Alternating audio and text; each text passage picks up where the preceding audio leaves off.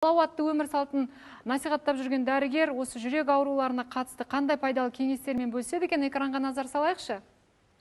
Мен салауатты өмір салты дәрігері ретінде жүрек қан тамыр ауруларымен ауыратын адамдарға қойылатын негізгі талаптарды айта кетсем, ол артериалдық қысымды жоғарылатпайтын жаттығулар жасау керек. Бассейнге барып жүзген өте пайдалы болып саналады. Мен қазір күнделікті жасау керек жаттығулардың 1-2 түрін көрсетемін сіздерге.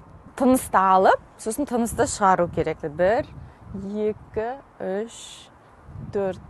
Яғни тыныс алуға көп көңіл бөлген жөн. Қолыңызды қатты қысып, қайтадан жіберіңіз. Әрбір жаттығуды 10-12 рет қайталасаңыз, бұл өте пайдалы болады. Тұрып жасаған жаттығулар негізі осы жүрек қан тамырлары жүйесін оттегімен байыту керек. Сондықтан осы жаттығулар өте пайдалы. Венадағы неше түрлі застойлар, олардың барлығы кетеді. Осы жаттығуларды жасап тұрсаңыздар. Осы жаттығуларды жасаған кезде жүрек қан тамырлар жүйесі ауамен толады да, қан айналым жүйеңіз жақсара түседі. Күніне 1-2 рет осылай далаға шығып, осындай құрылғылар болатын болса, міндетті түрде жасап тұрыңыз. Құрметті көрермендер, көктем келді, күн жылынды, ауа райы да тамаша. Дәл қазір мен де далаға шығып серуендегім келіп тұр.